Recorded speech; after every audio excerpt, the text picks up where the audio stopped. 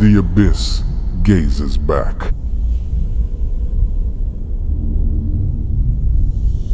Prologue. The great blue hole off the coast of Belize hasn't always borne this name. Local fishermen, whose ancestors had sailed these waters for centuries, called it the Maw of K'uk'ulkan, after the serpent god who, according to Mayan legends, sleeps in the depths and dreams of the world's end.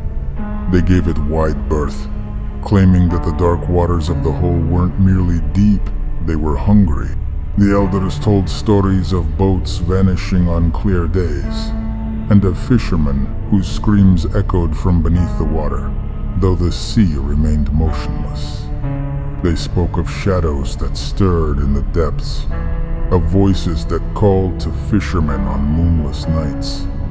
The stones around the reef, weathered by time, bore marks not human, not Mayan, but such that made the mind freeze, as if before an abyss that gazes back.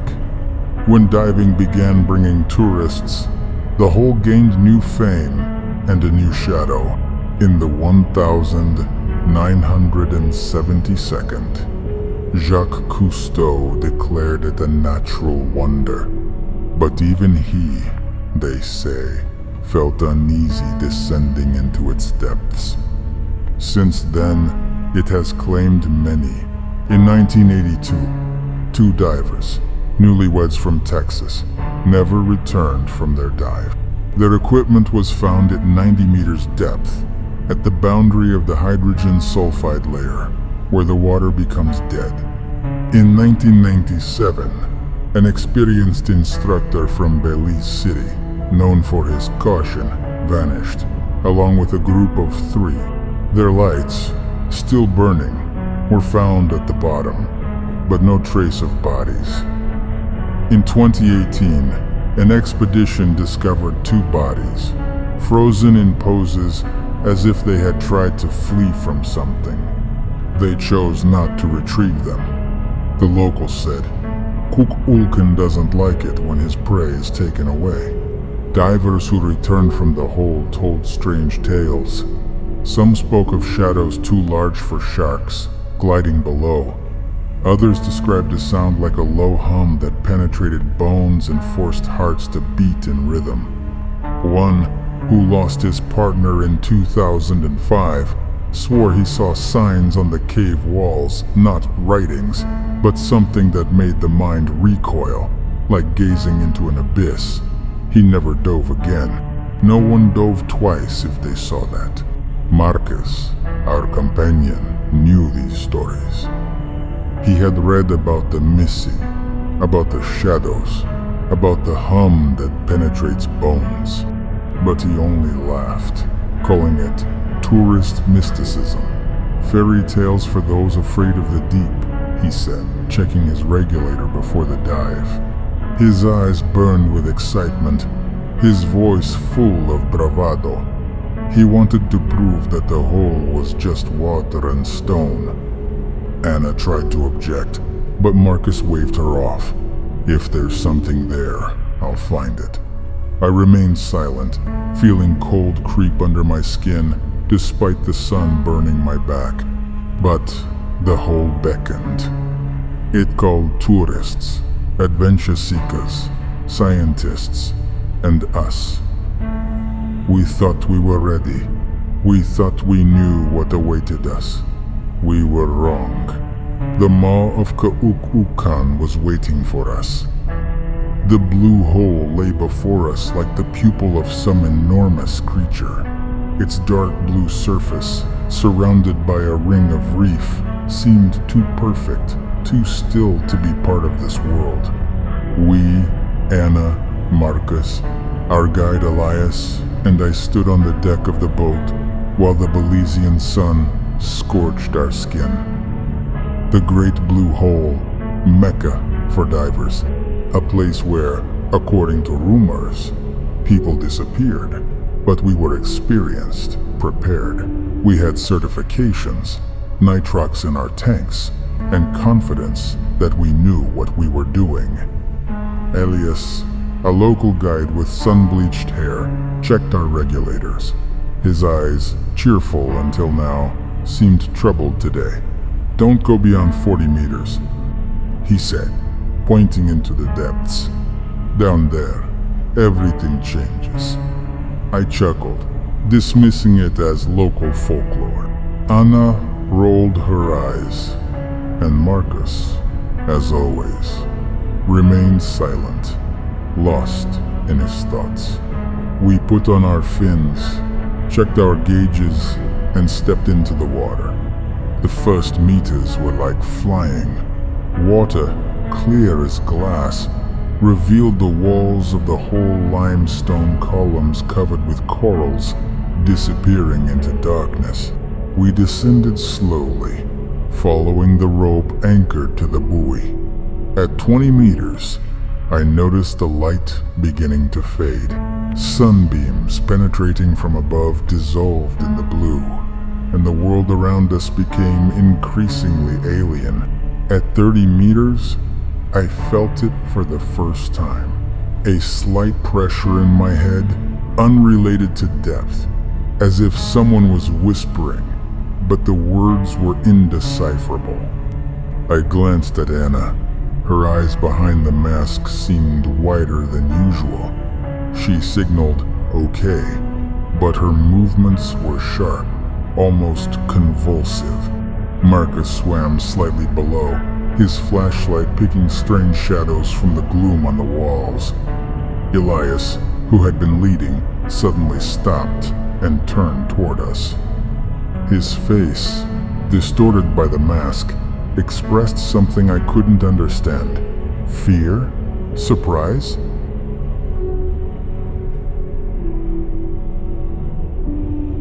At 38 meters, we reached a ledge, a wide platform where, according to Elias, we could see stalactites preserved from times when the hole was a dry cave. But instead of stalactites, I saw it. On the wall, barely visible in the flashlight's beam, symbols were carved. Not corals, not random cracks. These were lines, too precise, too complex to be nature's work.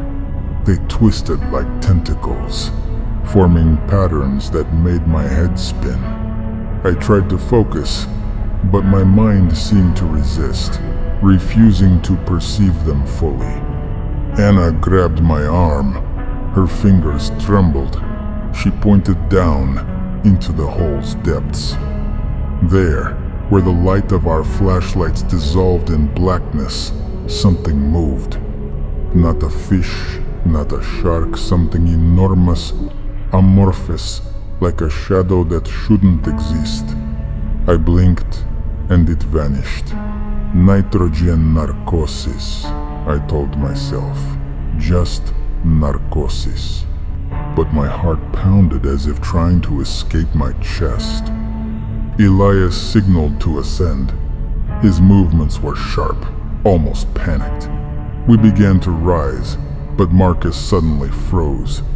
He stared down into the abyss, his flashlight trembling in his hand. I grabbed his shoulder, but he didn't react. His mask reflected light, and I saw that his eyes were empty, as if he was looking not at me, but through me. Suddenly, he lunged downward, tearing the regulator from his mouth. I tried to stop him, but he was too fast, too strong. His figure dissolved into the darkness. Anna screamed. Air bubbles erupted from her regulator, creating a cloud around her face. Elias grabbed her, trying to hold on, but she struggled, pointing at the wall. The symbols I had seen earlier now seemed brighter, as if glowing with their own light. They moved, writhing like living things. My mind screamed that this was impossible, but I couldn't look away. Something in these patterns made me feel small, insignificant, like a speck of dust before something infinitely ancient. I don't remember how we began ascending.